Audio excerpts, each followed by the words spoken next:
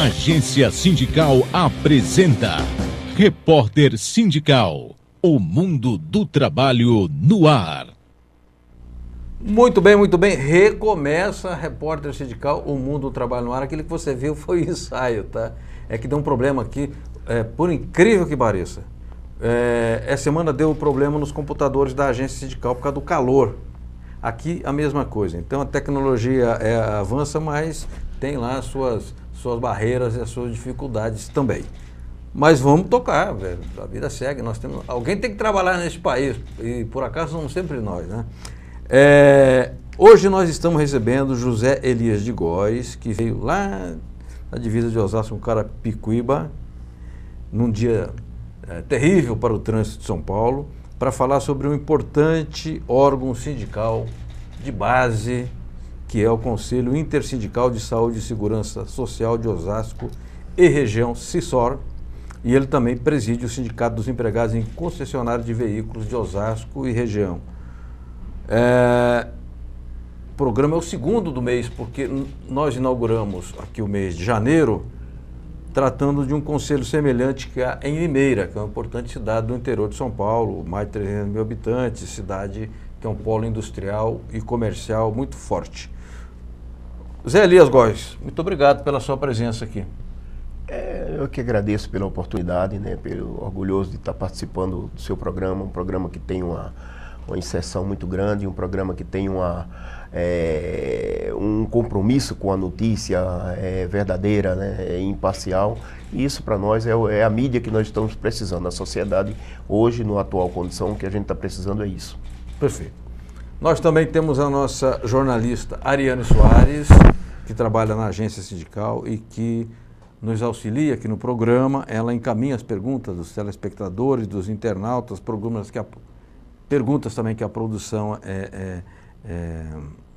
organiza antes do programa começar, com convidados, etc. E ela vai falar como é que você participa do nosso Repórter Sindical. Tudo bem, Ariane? Tudo bem, João Franzinho, boa noite a você. Boa noite, Góes.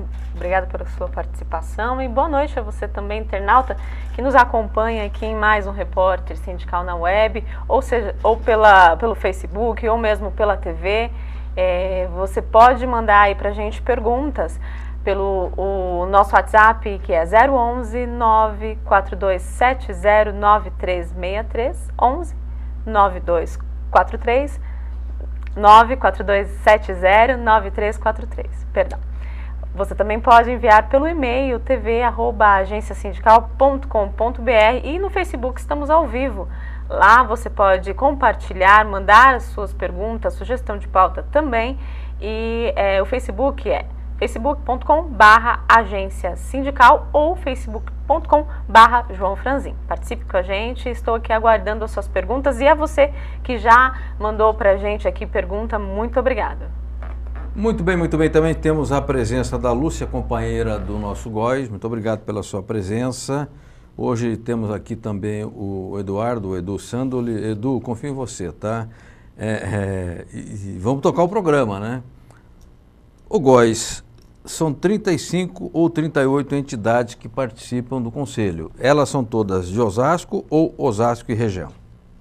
Elas, na verdade, são 35 entidades sindicais com sede em São Paulo e subsede em Osasco, que é o caso de bancários, hoteleiros, né? E mais outros sindicatos lá, mas lá tem um coordenador que responde pela subsede.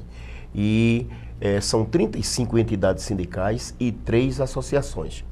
A ABREA, que são os expostos ao amianto, os ex-funcionários da Lonaflex, Eternite, e temos também agora a Associação dos Mercuriados, que são as vítimas, né, que se contaminaram lá na Osram, aquela fábrica de lâmpadas, e temos a UAPO, nossos queridos aposentados e pensionistas lá da nossa cidade.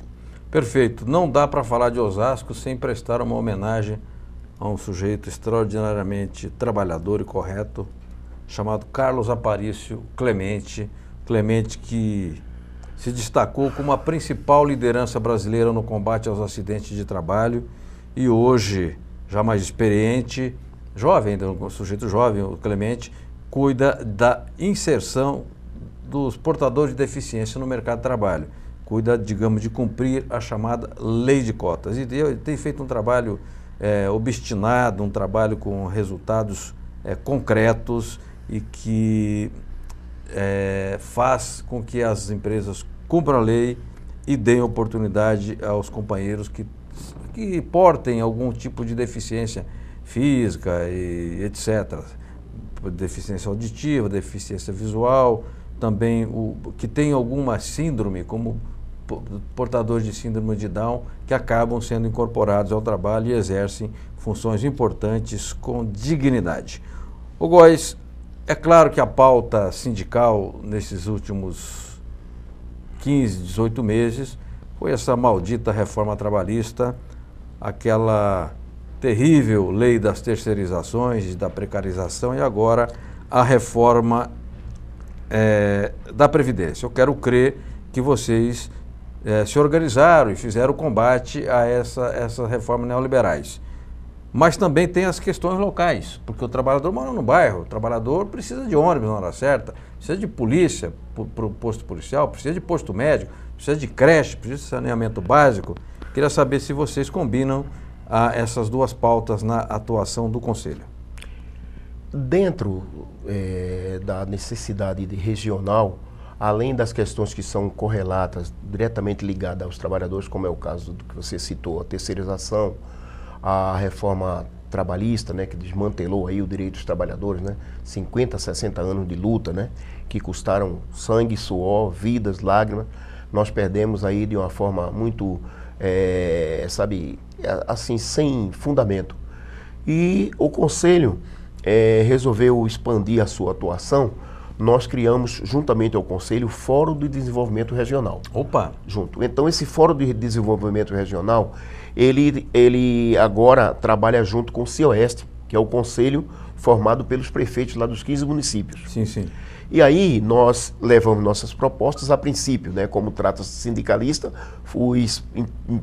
os prefeitos ficaram um pouco tal. Depois eles viram que nós estávamos preocupados com o que é interessante para eles também. Sim. Por exemplo, a questão da geração de emprego na região. Nós fizemos uma pesquisa, por que a maioria das empresas, principalmente as micro e médias empresas, só tem 6 meses de vida aqui na região?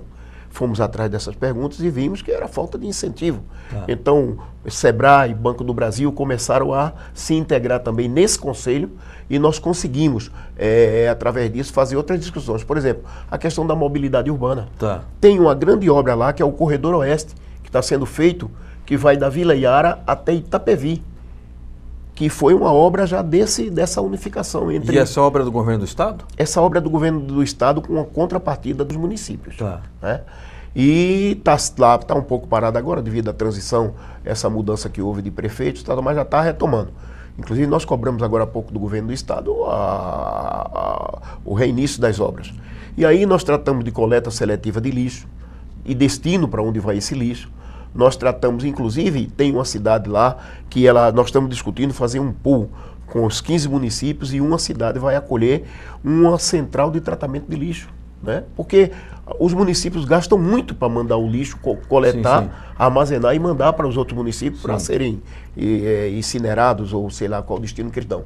Então está sendo discutida essa possibilidade de fazer, porque nós entendemos que além da reciclagem que essa usina de tratamento vai proporcionar, ainda tem a geração de emprego. E o melhor, estamos cuidando também do meio ambiente. Então, todo esse conjunto de necessidades que também estão ligadas diretamente, por isso que o Conselho deixou de ser um Conselho voltado somente para as questões de saúde e segurança no trabalho e seguridade social, e passamos também a nos integrar nos problemas políticos da nossa cidade.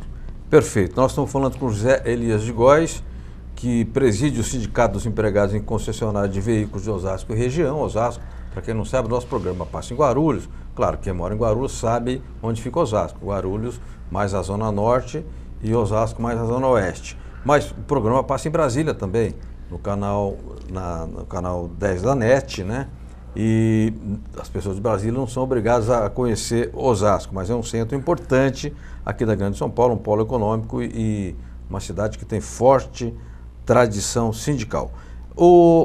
Quando vocês vão tratar com o prefeito, vocês vão os 38 sindicatos ou vai mais esse GT, esse núcleo mais operacional, com o vereador, com o prefeito, com o deputado. Aliás, os deputados da região costumam receber vocês ou eles fazem de conta que os trabalhadores não existem, exceto na época das eleições?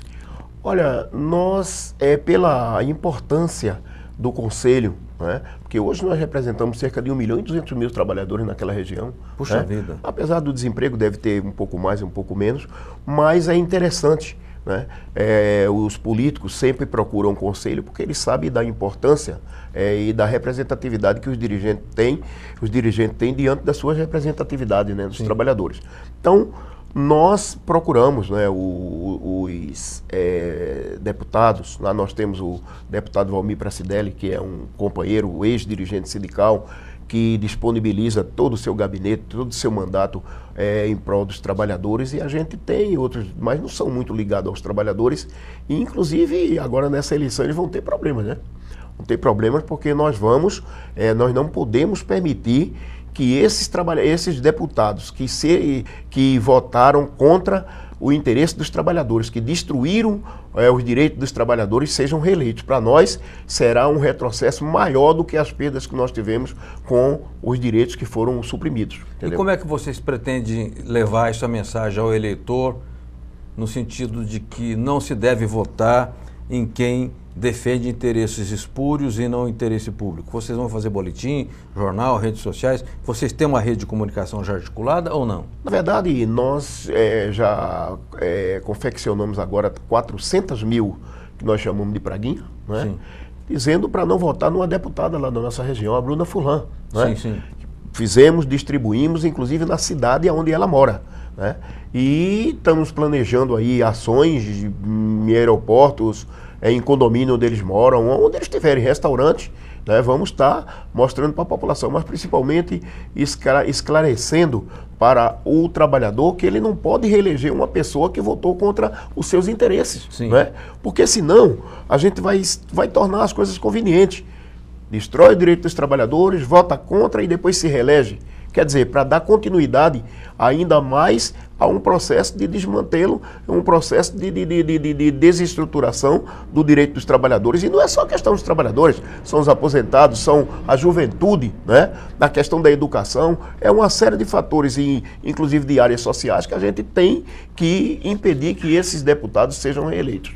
Perfeito. Eu parabenizo a iniciativa, porque nós precisamos evitar que, de última hora, o deputado, independentemente de qual partido seja, estadual ou federal, ele venha com uma emenda, né, que pega do governo do estado, do governo federal, e faça uma obra de última hora lá e, com isso, queira comprar o voto do eleitor. Então, esse trabalho que eles estão fazendo em Osasco e região, de alertar e informar acerca dos parlamentares que votaram no massacre trabalhista, isso é importante e tem que dar o troco para essa gente. Um parlamentar, ele não representa, ainda que ele seja financiado por uma empresa, por um rico, por um setor de capital, ele não representa só o capital, ele representa a coletividade, ele representa um conjunto e ele tem que dialogar com esse conjunto e entender que os pleitos da sociedade são legítimos, ele precisa ser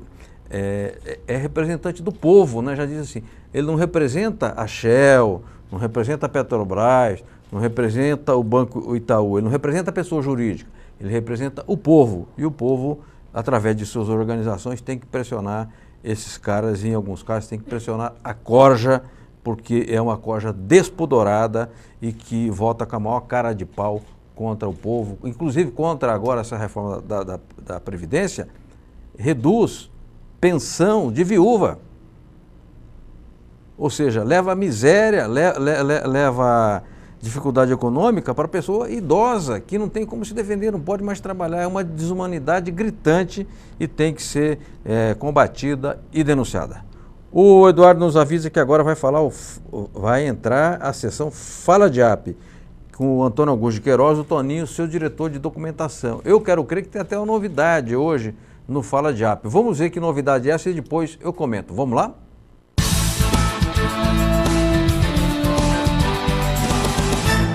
A média histórica de renovação do Congresso, pelo menos nas últimas 7 eleições, tem sido da ordem de 49%. com um índice médio de desistência de concorrer à reeleição de algo como 20% da composição da Câmara. Nas eleições de 2018, há fatos novos que levarão inevitavelmente a uma redução dessa renovação, ou seja, haverá um índice de reeleição muito superior à média histórica dos anos ou das eleições passadas. E isso acontece basicamente por algumas razões. A primeira delas é que houve uma redução drástica do tempo de campanha, e isso favorece enormemente quem está no exercício do mandato. Caiu o tempo de campanha de 90 para 45 dias. O segundo aspecto diz respeito ao fato de que não haverá para a eleição de 2018 financiamento empresarial de campanha. E, naturalmente, os parlamentares que estão no exercício do mandato e que são candidatos à reeleição vão exigir dos seus partidos que destinem esses recursos do fundo eleitoral prioritariamente para quem é detentor de mandato, além, naturalmente, de exigir mais tempo de televisão para esses detentores de mandato. Então, eles se beneficiam mais uma vez. Em terceiro lugar, há de considerar também o fato de que a Justiça passou a considerar o Caixa 2 como crime eleitoral. Então, muitos parlamentares que desistiam de concorrer à reeleição agora vão concorrer à reeleição para preservar o foro privilegiado, porque poderão ser processados em função de eleições anteriores pela eventual prática do Caixa 2. E, por fim, o fato de quem está no exercício do mandato tem vantagens comparativas enormes em relação a quem pretende ocupar a sua vaga. Por exemplo, quem está no exercício do mandato concorre no próprio mandato, tem verba de gabinete, tem emendas parlamentares, tem cota de correio, de telefone, de gasolina, funcionários, enfim, uma série de vantagens. Em função de todos esses elementos, a conclusão que se chega é que em 2018 a renovação tende a ser menor do que a média histórica dos últimos anos.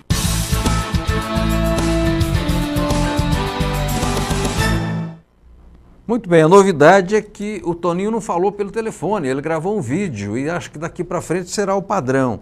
Quem sabe a gente consiga também, com a Rita Casaro, que é outra correspondente nossa do Sindicato dos Engenheiros, esse padrão de vídeo. E mais para frente falar com o Clemente Gans Lúcio do DIEESE, coordenador técnico do DIEESE, porque dá um ganho, digamos, de qualidade e dinâmica na TV.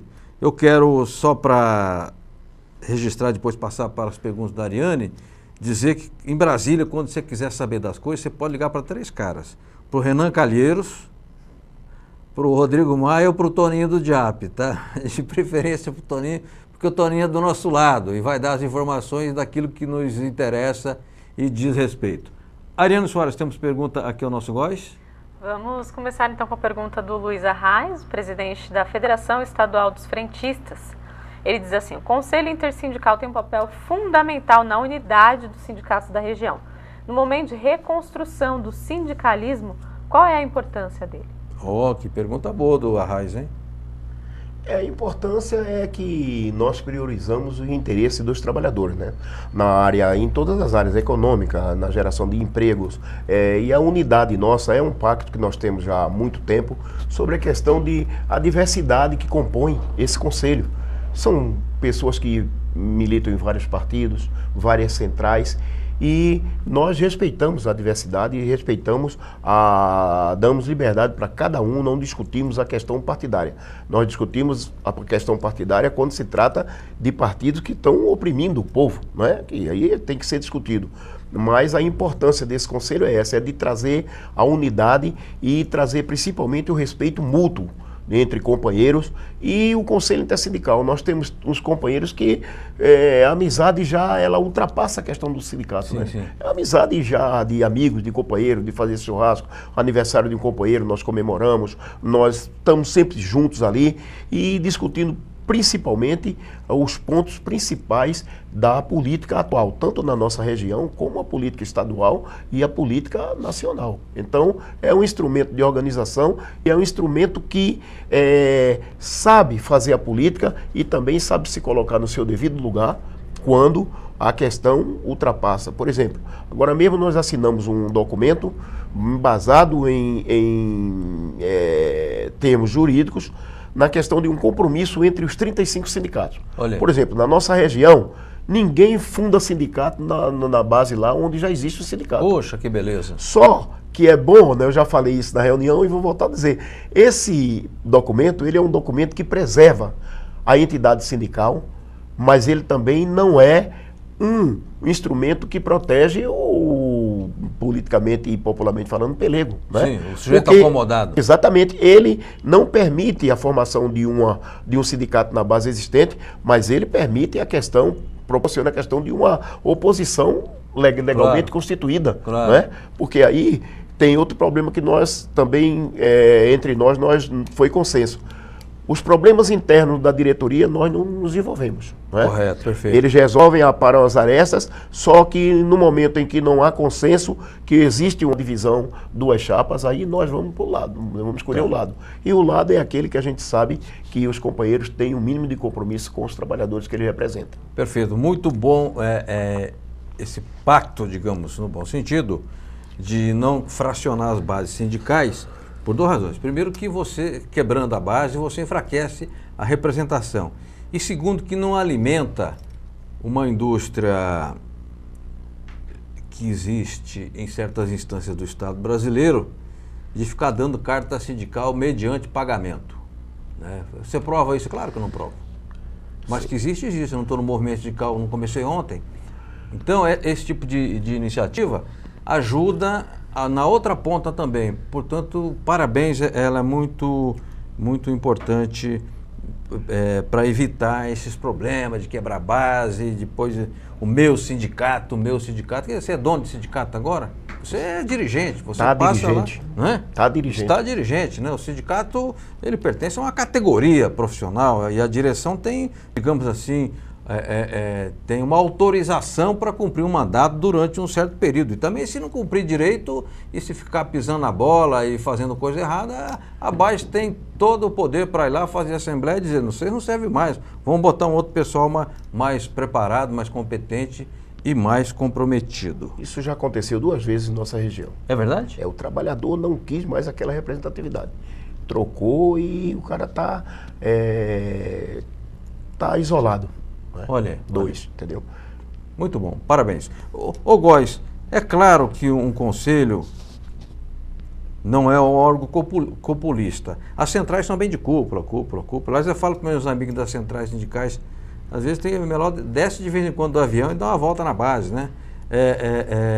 Eu falo para todos, sou amigo do Calixto, sou amigo do Patá, sou amigo do Paulinho, sou amigo do Adilson, sou amigo do Índio, etc, etc. Mas ficou de fato, nos últimos anos, um dos problemas nossos é que ficou uma cúpula muito isolada da base. Então eu queria saber como é que vocês fazem com os trabalhadores das categorias. Vocês têm lá algum sistema de comunicação? Vocês têm um site? Vocês têm boletim? Vocês fazem panfletos?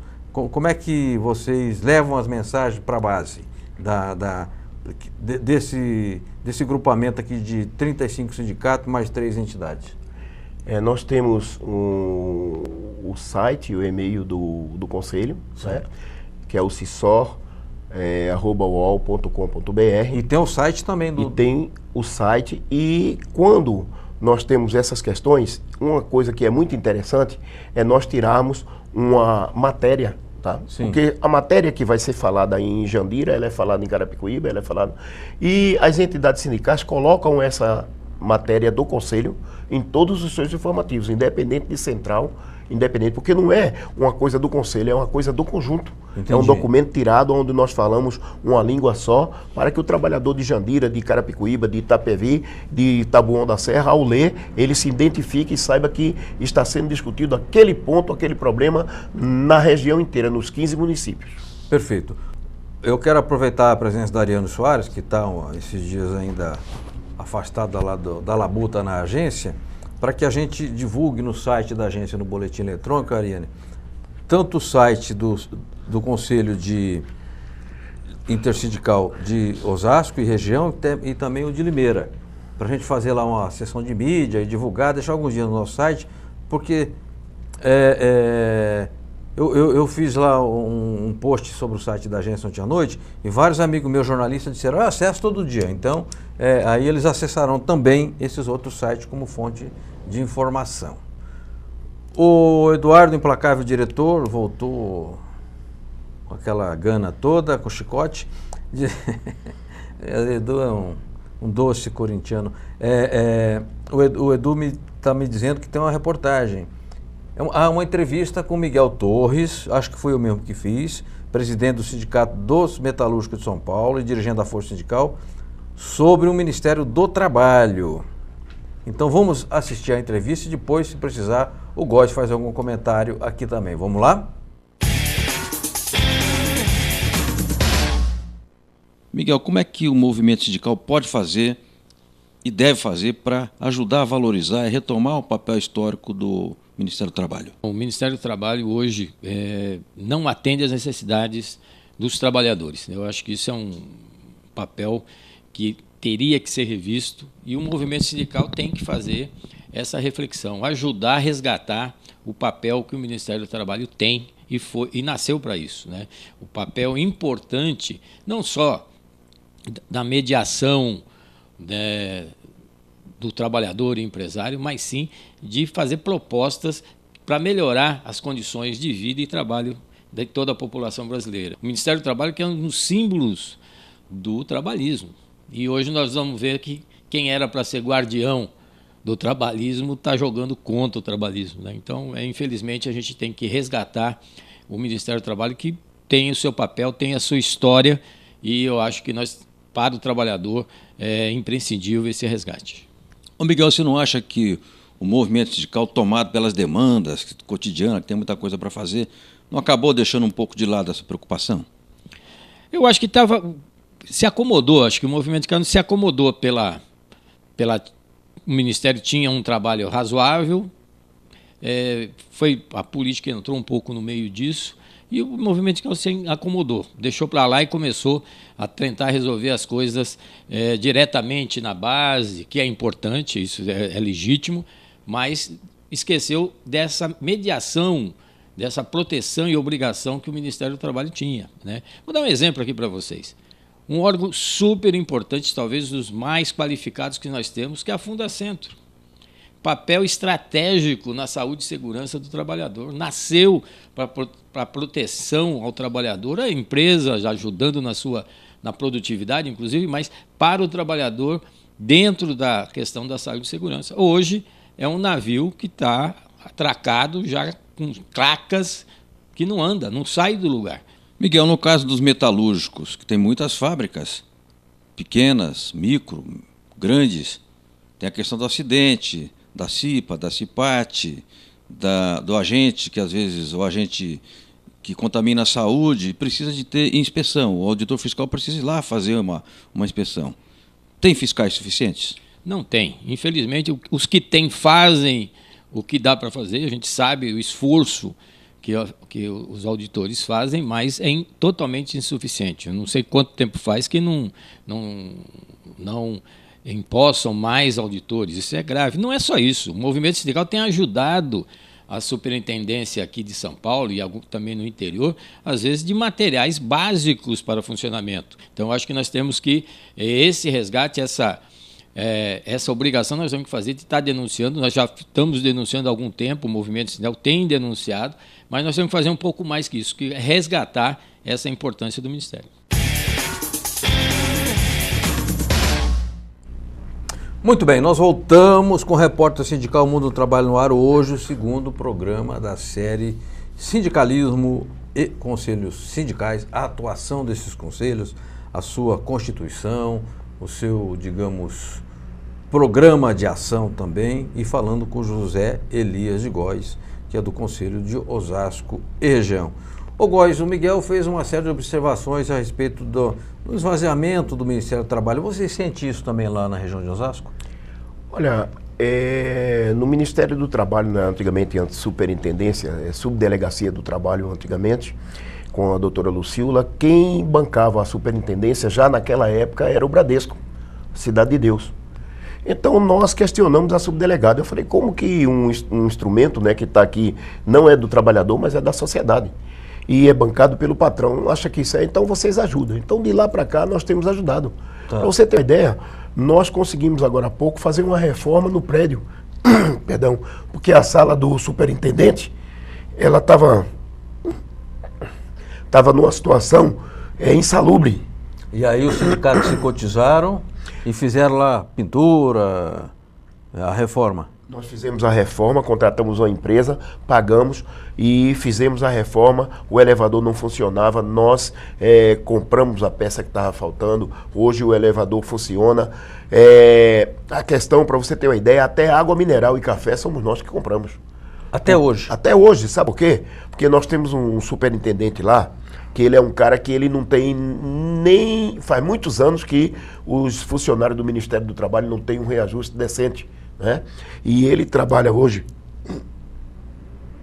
como superintendente na região, mas você quer saber, ele quando vai fazer, ele dá plantão em Itapecerica da Serra. Sim. Pedágio e gasolina é por conta dele. É uma vergonha. É uma vergonha. E aí, eu tenho até algumas fotografias, fizemos aí alguns ministros a reivindicação, e aí é o seguinte, nós mantemos, porque nós entendemos que eu sou uma pessoa que eu não faço política com o coração, faço política com a razão. Claro. E aí nós temos o seguinte, no governo anterior, nós tivemos aí o Ministério do Trabalho sem ministro durante 5 meses, em troca de barganha política. Sim, sim. Porque determinado partido precisava indicar e não indica, tal. E nós ficamos sem ministro, onde estava discutindo o Ministério da Fazenda, o Ministério do Planejamento e outros ministérios, discutindo a questão do início da crise do país. Sim. E o Ministério do Trabalho de fora. Então eu entendo que isso é ideológico. Claro. Você entendeu? Por exemplo, esse problema agora, nós estamos preparando um documento lá, e eu vou dizer, se quiser se preparar, se prepare.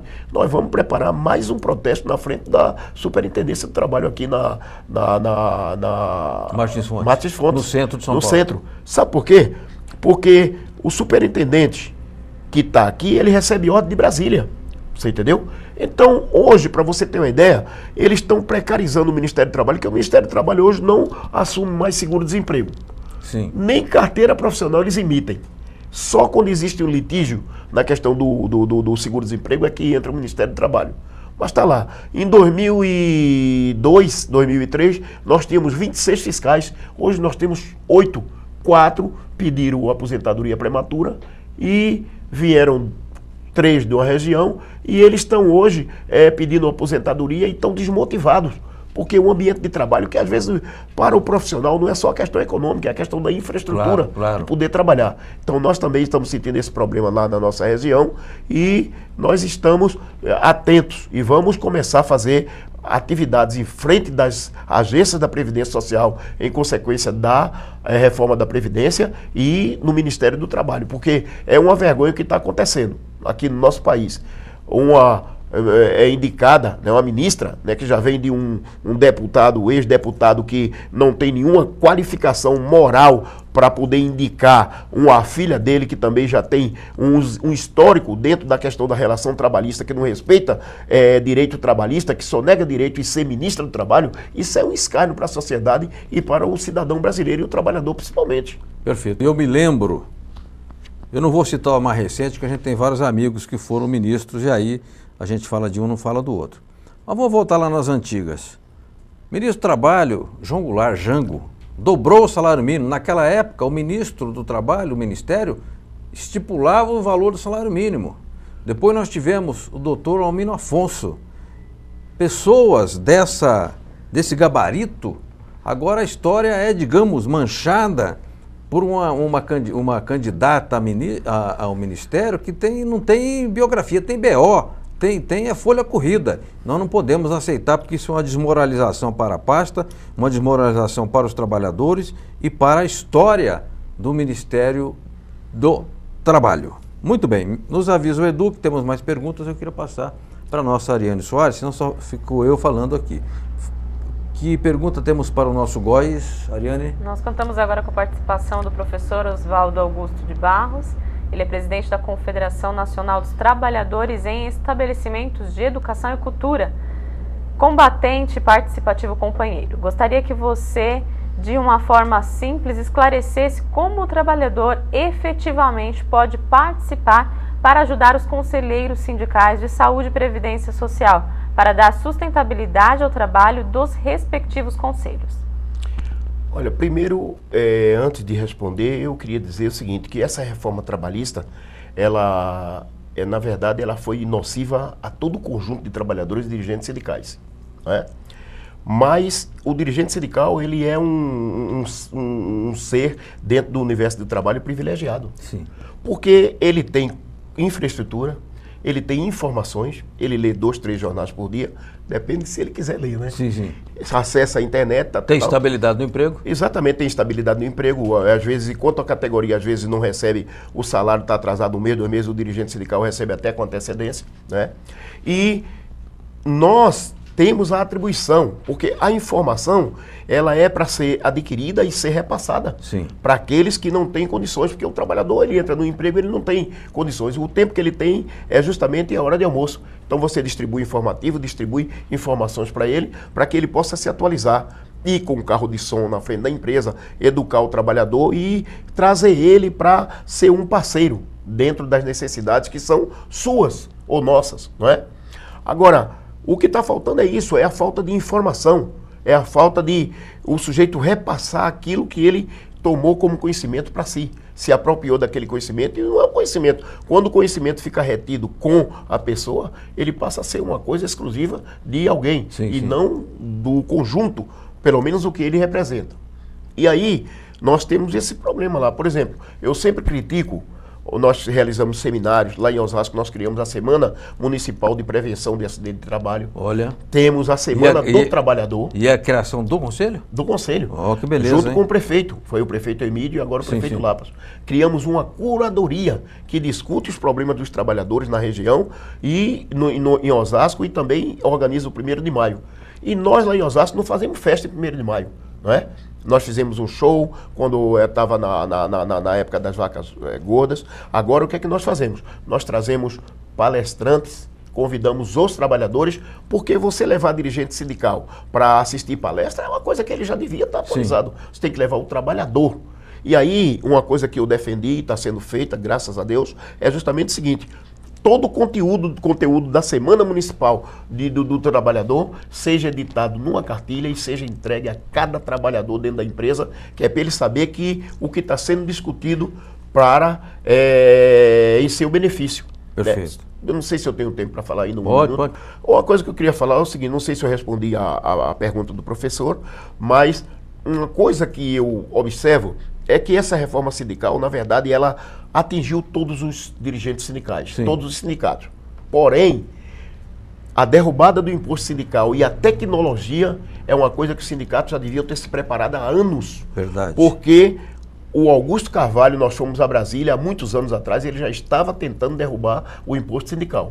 E nós, dirigentes sindicais, deveríamos ter nos preparado para isso, para a introdução de novas tecnologias, como é o caso do setor de transporte que está sendo discutido lá na região, a questão do trabalhador, do motorista fazer a dupla função, cobrar e dirigir, né? Pondo em risco a vida dele, a integridade e um monte de coisas.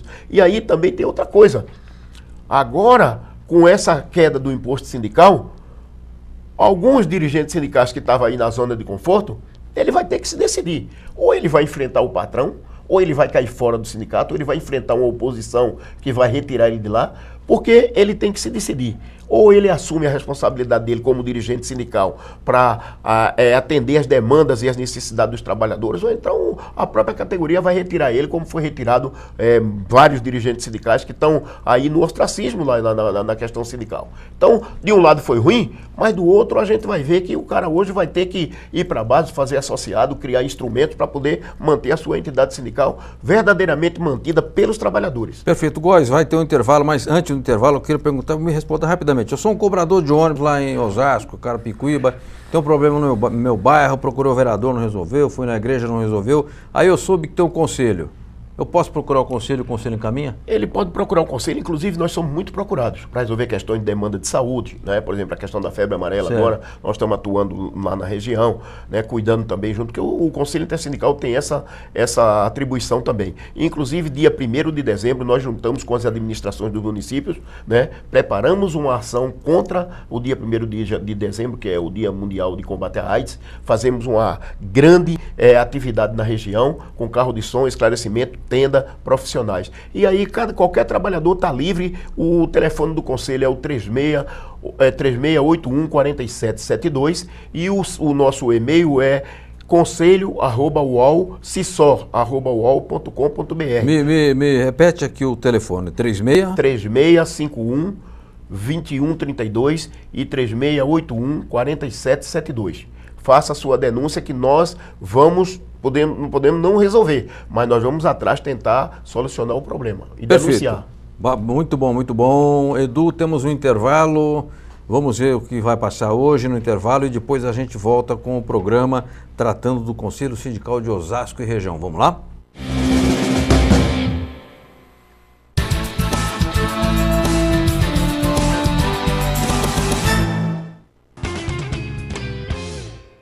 Hoje vamos conhecer uma das mais antigas e maiores regionais do Sintoresp. Localizada na segunda maior cidade do estado de São Paulo, é a Regional de Guarulhos, comandada pelos diretores João José de Freitas Filho, Leonor Cassiano Domingues, José Maria Ferreira e Davi Pinheiro. Atende Guarulhos, Arujá, Itaquá, Mariporã e Terra Preta. Atende a parte médica, odontológica, a parte jurídica, geralmente discussões, tudo nós fazemos por essa regional, com essa cidade. A grande vantagem é que o trabalhador não precisa ir até o centro de São Paulo para ter atendimento do Sintoresp nas áreas citadas pelo diretor Freitas. A novidade dessa regional é o serviço de cabeleireiro, com um salão completo e preços que chegam a ser 1/10 do valor de um salão normal.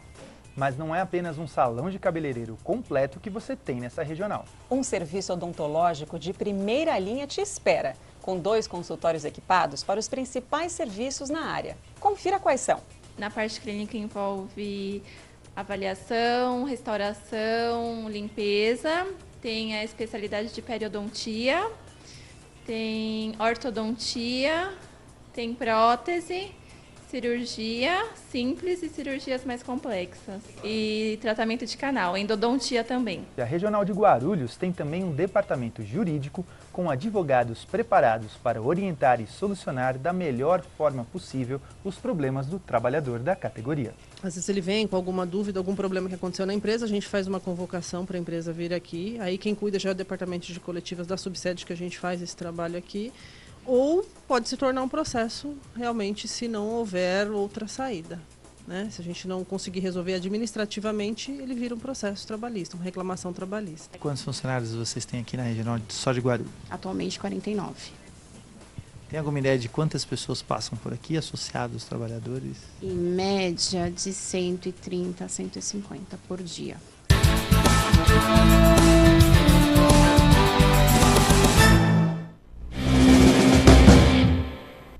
Muito bem, excelente reportagem na subsede do Sintoresp em Guarulhos.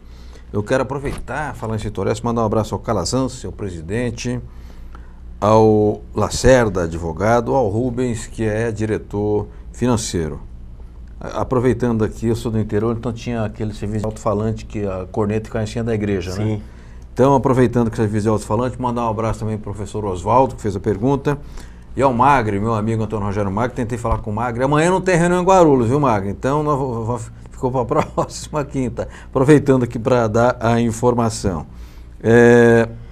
Obrigado e parabéns ao sindicato pelo seu trabalho. Góes, você já falou aqui da organização, do número de sindicatos que compõem o conselho. Vocês são juridicamente constituídos? Vocês têm um estatuto? Como é que é isso? É como se fosse uma organização intersindical com estatuto próprio, com atribuições, responsabilidades, etc., ou é uma organização assim mais espontânea?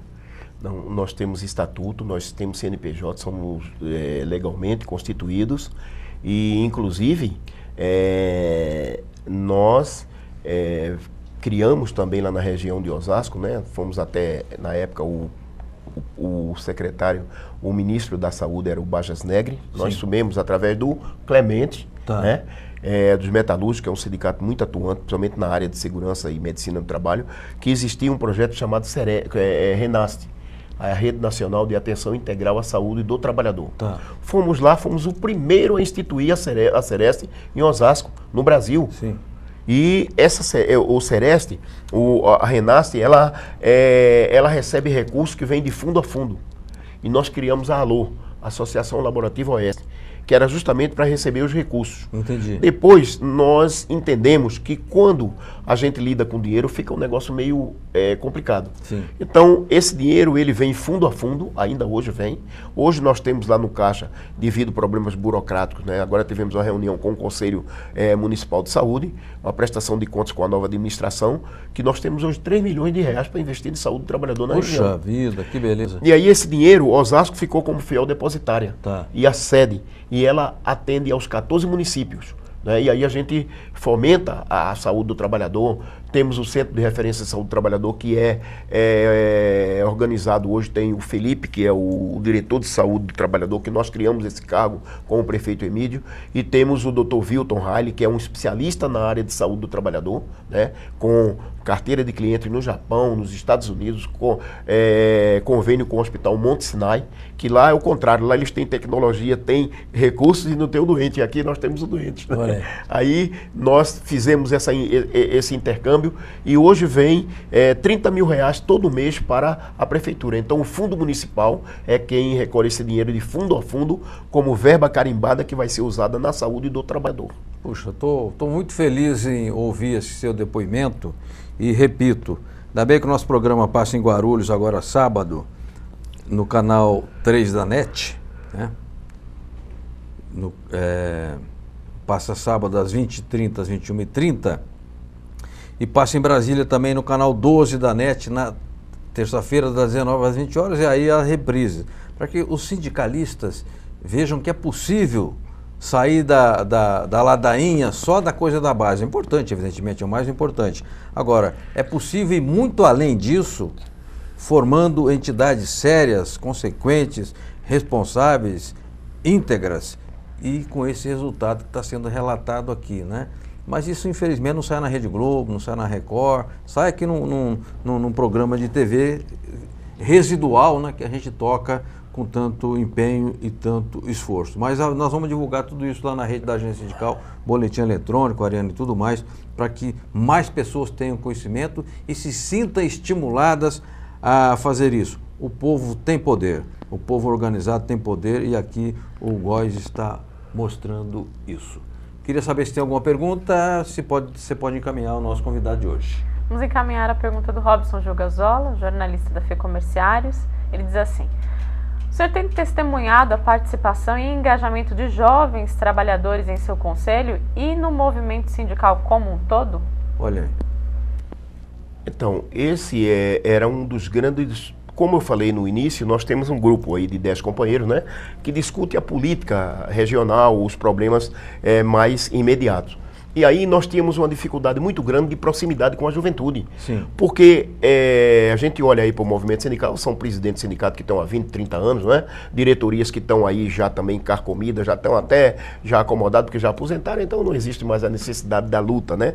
Então, nós fizemos esse intercâmbio. E aí, o gabinete do deputado Marcos Martins, junto com o Tortura Nunca Mais, realizou, junto com o Conselho, e mais outras entidades que eu não me lembro o nome, me perdoem, uma peça teatral de não sei se é Trump que chama, né, de artistas de teatro, que vieram para Osasco para fazer uma peça, apresentar uma peça sobre a ditadura. Olha. E aí, eu estudei na Uniban, que era a antiga Uniban, agora é Anguera, e eu tenho amizade ainda lá, e nós fomos nas universidades, nas ETECs, nas universidades que tem, e pedimos para o diretor para que ele liberasse, foi à noite, os alunos na hora da aula. E aí nós emitiríamos um certificado como hora-aula, né, para eles. meu amigo, foi surpreendente, sabe? Olha. Às vezes a gente, primeiro a diretora lá da peça apresentou e falou que ia falar sobre a ditadura militar. Porque nós ficamos muito tristes, né? Eu que já tenho uma certa idade, já passo de 60, então a gente tem sente uma tristeza muito grande da juventude, de algumas pessoas que não viveram o momento da ditadura e hoje pedem a volta dos militares, né? Quer dizer, para nós é um negócio, será se nós tivéssemos feito essa atividade que nós fizemos em Osasco há mais tempo, nós não estaríamos livres disso? Então foi apresentada a peça, uma peça muito boa, muito bem elaborada, falando sobre a questão das torturas, do movimento ditatorial. Eu vou te falar um negócio para você, me emocionou e me emociona até agora. Olha aí. Os jovens não deram uma palavra enquanto estava sendo apresentada a peça e ainda aplaudiram 5 minutos de pé depois que a peça terminou. E agora nós conseguimos trazer para junto, nessa conjuntura, o pessoal da UJS, Sim. o pessoal da Uni, lá estão tudo trabalhando junto com a gente. E é o seguinte, nós bancamos. Né? Agora mesmo eu fui dar uma palestra lá no CELS, lá de Osasco, para os jovens lá, e estava questionando, eu falei para eles, olha, será? Vocês são organizados, mas vocês precisam ter propósito. Sim. Porque vocês fazem greve em São Paulo, quebra isso, se desentende com a polícia por 20 centavos da passagem. É importante? É. Mas vocês têm coisas mais importantes para discutir. Sim, sim. A questão do crédito educativo, que está sendo deixado de lado. A questão da qualificação e requalificação dos professores. Enfim, tudo aquilo que traz para você para garantir um futuro não só para vocês, como para o país, que é através da educação. Pela história, a gente nunca percebe que os países que se emanciparam e que hoje são considerados grandes, eles simplesmente passaram primeiro por uma guerra civil para se emancipar do colonizador. Sim. E depois o processo educacional, que é o caminho para o desenvolvimento e para a cultura. E aproveitando a oportunidade, eu queria dizer para você que esse conselho lá de Osasco, ele se viu, não digo de inspiração, mas pelo menos de motivação para fundar um conselho em Campinas, não sei se prosperou, em Santos e em Jundiaí. Olha que beleza. Eles foram lá, nós entregamos estatuto nosso, entregamos tudo e fomos lá ajudar a montar o conselho. Eu não sei se os companheiros, diante da conjuntura, das adversidades, conseguiram prosperar. Mas o nosso, graças a Deus, está indo e a gente pretende passar. Então, a juventude está vindo para o nosso lado, porque nós entendemos que se as coisas estão difíceis hoje para nós, para os trabalhadores atuais, você imagina daqui a 15, 20 anos com esse projeto do governo que diz que vai fazer a reforma da Previdência para poder garantir o pagamento das pessoas, dos netos e dos filhos. Pelo contrário, quem vai pagar a Previdência se você vai ser um trabalhador individual? Quando você trabalha agora com essa questão da jornada intermitente, você vai ser convidado e falar, olha, eu quero que você trabalhe uma semana aqui para mim. Terminou o trabalho, você vai trabalhar em outra empresa. Aí, chega o final do mês, você tem a escola do filho para pagar, tem a perua do para pagar, tem a necessidade básica do mês e tem a Previdência Social. Quem é que você vai deixar de pagar? Então, nós estamos prevendo que daqui a 5, 10 anos, nós vamos ter uma legião de miseráveis e, além de miseráveis, sem o amparo da Previdência Social. E Sim. Quando o presidente tenta fazer às custas do povo brasileiro a reforma previdenciária, ele está cometendo, inclusive, não me lembro qual é o artigo, a questão seguinte: a Previdência Social não é um instrumento de pagamento de benefício. A Previdência Social tem um papel fundamental na economia do país, porque 86% dos lares em momento de crise sobrevivem às custas do salário dos aposentados, dos benefícios. E além do mais, tem LOAS, tem outros benefícios que são concedidos, que estão sendo retirados e que vai conduzir a sociedade para uma situação de penúria e de miséria num pequeno espaço de tempo. Obrigado. Eu vou acabar arrumando confusão por falar isso, mas quem é o Michel Temer? O papel que ele desempenha é de vendilhão da pátria, é de agente da coroa, é de agente do império. Essa reforma da Previdência é para entregar o filé mignon para os bancos e as financeiras. A lógica é a exclusão social, a exclusão dos idosos, a exclusão das pensionistas, um mecanismo pelo qual você nunca conseguirá se aposentar. Agora, ele se aposentou aos 55 anos de idade, o Gatangorá recebe R$32 mil de aposentadoria lá como ex-governador do Rio. Então, é uma gente que não tem coração, é uma gente desalmada, é uma gente que não tem nenhum compromisso com o povo brasileiro. São agentes da coroa, fazem o que faziam aqueles agentes na época do Império, de sugar o suor, o sangue e as riquezas produzidas pelo povo brasileiro para pagar dívida da Inglaterra. É esse tipo de gente que nós temos no poder no Brasil hoje. Ô Góes, eu vou pedir aqui a sua licença mais uma vez para passar um arquivo sindical. Eu não vou nem dizer o que é, que eu quero que você tenha uma feliz surpresa com a matéria aí que nós vamos mostrar agora. Okay. Vamos lá?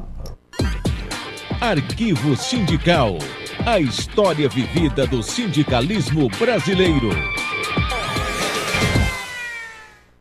O paulistano José Ibrahim foi um dos mais importantes líderes sindicais do país, responsável por organizar as primeiras greves durante o regime militar em 1968.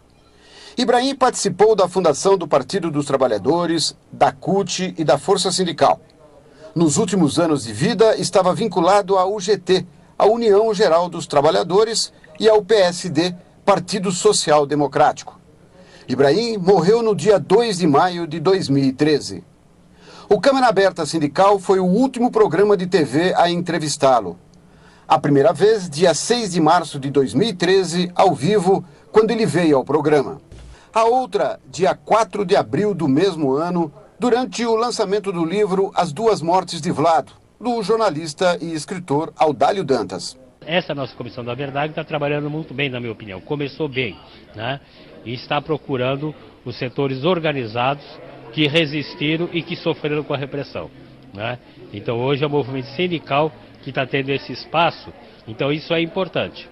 Agora, eu acho que o papel dos sindicatos em educar essa juventude, em passar essas experiências para a juventude, é mais fundamental ainda, né? Falta educação, falta formação sindical.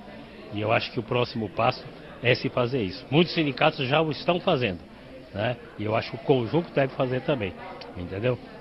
Por quê? Porque o resultado do trabalho da Comissão da Verdade tem que ser amplamente divulgado por todos os setores da sociedade civil organizada.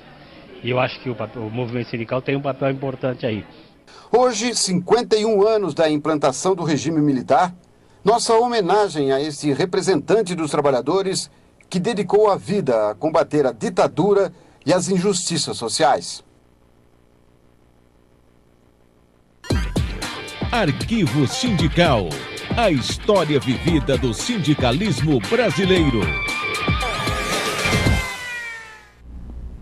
Grande Zé Ibrahim, deixou saudade de todos nós, mas o homem passa e o exemplo permanece. Os frutos que você plantou, a semente que você plantou, deu frutos, o seu exemplo é respeitado por todos nós.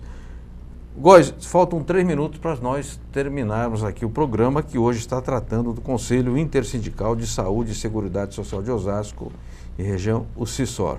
Bom, eu queria saber se vocês têm alguma a reunião agendada agora para os próximos dias, onde vai ser, e caso haja, faça o convite aqui, se já tem um tema.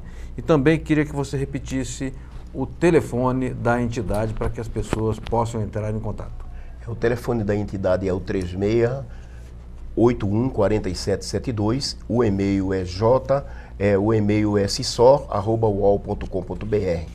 E eu queria aproveitar a oportunidade, falando de eventos, nós vamos agora, dia 28, foi tirado na reunião de ontem, sim, que nós vamos realizar um seminário lá no sítio dos comerciários em Biúna, porque lá é bom de nós realizarmos seminário, porque nem telefone celular lá pega. Opa, que então beleza. O sujeito não tem que desviar a atenção. Desculpa. Então nós vamos discutir o quê? Nós vamos discutir, enquanto o governo está com o propósito de acabar, destruir, né, cortar a medula espinhal do sindicato na questão das contribuições, nós estamos lá fazendo um seminário para discutir as questões de como é que nós vamos enfrentar essa nova realidade. Por exemplo, Sindicato dos Metalúrgicos, Comerciário e outros sindicatos têm grandes clubes de lazer, colônia de férias e uma série de instrumentos que oferece para os trabalhadores. Nós estamos pensando em fazer um convênio médico integrado na região para atender a todos os trabalhadores. Sabe, vai ter uma certa renda para a manutenção, e também nós estamos socializando esses instrumentos que estão à disposição. Quer dizer, o sindicato que não vocês vão compartilhar isso. Compartilhar para você poder manter a estrutura e, ao mesmo tempo, aquele que não tem a estrutura se utilizar e poder atrair seus associados para que eles se associem e banquem a entidade. Então vai ser dia 28, no sítio campestre do Sindicato dos Comerciários, em Ibiúna, aonde nós vamos estar discutindo isso e mais outros problemas correlatos à nossa necessidade e à nossa precariedade hoje dos trabalhadores. Muito obrigado, companheiro Góes, que preside o Conselho Sindical de Osasco e região. Eu quero terminar com uma informação. Em fevereiro, nós vamos fazer o ciclo aqui Sindicalismo e Religião. É preciso aproximar essas duas forças importantes da sociedade, que é o movimento dos trabalhadores e as organizações religiosas. E a série será aberta com José Pereira dos Santos, presidente dos Metalúrgicos de Guarulhos Região, que vai falar de um importante seminário que houve na Praça São Pedro, em Roma, sob os auspícios do Vaticano, e que reuniu lá 44 países de todos os continentes. O Pereira vem dar um relato aqui e vai dizer o que ele acha que deve ser feito em termos de continuidade. E dar o meu último recado e um forte abraço aos metroviários. Bela greve, bela vitória, e a liminar que foi concedida agora à tarde, impedindo a privatização de 2 linhas. Parabéns aos metroviários, não tem jeito, gente, tem que lutar. É isso aí. Até quinta-feira que vem, um forte abraço a todos e a todas.